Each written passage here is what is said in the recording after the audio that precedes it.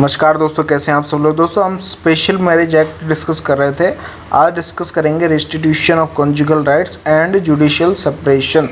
तो देखते हैं क्या छोटा सा ही है। सेक्शन 22, एक मिनट लेज़र लाइट निकाल लूँ। सेक्शन 22 बात करता है रेस्टिट्यूशन ऑफ कॉन्जुगल राइट्स के बारे में।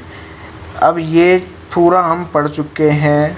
अब इसका क्या कहना है, कॉन्जुगल राइट्स क्या होती, मतलब वही शादी वाली राइट्स कि एक हस्बैंड या वाइफ बिना किसी रीज़नेबल एक्सक्यूज़ के सोसाइटी से विड्रॉन कर चुका है, भाग चुका है, सोसाइटी छोड़ चुका है वो।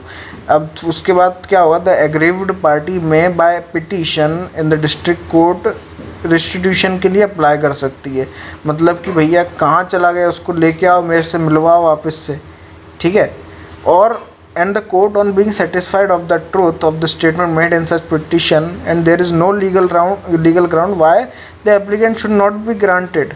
कि भैया ये इन्होंने एप्लीकेशन में लिखा है कि भैया हमारा रेस्टिट्यूशन करवाओ, हमको मिलवाओ उनसे, ठीक है।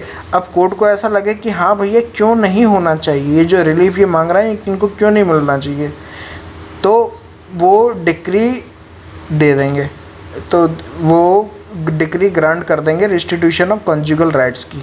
अब बात यह है, where a question arises whether there has been reasonable excuse for withdrawal from society, the burden of providing reasonable excuse shall be on the person who has withdrawn. जो भागा है वही तो बताएगा कि भैया रीजनेबल है या नहीं है, वो समझ रहे हो। तो ये चीज़ें हैं।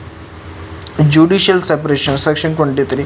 A petition for judicial separation may be presented to the district court either by husband or the wife, कोई भी कर सकता है district court में, on the following ground। कौन कौन से ground? on any of the grounds specified in subsection 1 and subsection 1A of section 27। देखेंगे हम आगे की वीडियोस में। on which a petition for divorce might have been presented, divorce की पिटीशन जिस पर प्रेजेंट हो सकती है। और on the ground of failure to comply with the decree of restitution of conjugal rights, ठीक है, simple. And the court on being satisfied of the truth में grant decree of judicial separation accordingly.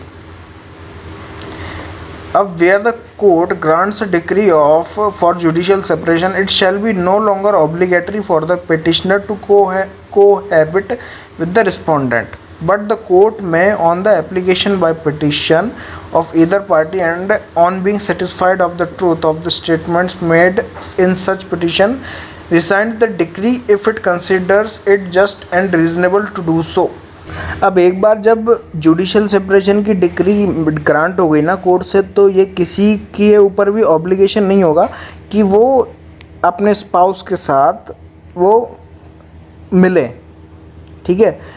लेकिन किसी भी मतलब किसी भी जो भी आदमी, जो भी वो पार्टीज़ होगी, वो कोई भी अगर कोर्ट में एप्लीकेशन पेश करें कि भैया यार ये जो डिक्री है इसको आप हटा दो, तो अगर कोर्ट को ऐसा लगे ना तो वो बिल्कुल ऐसा कर सकती है, बिल्कुल।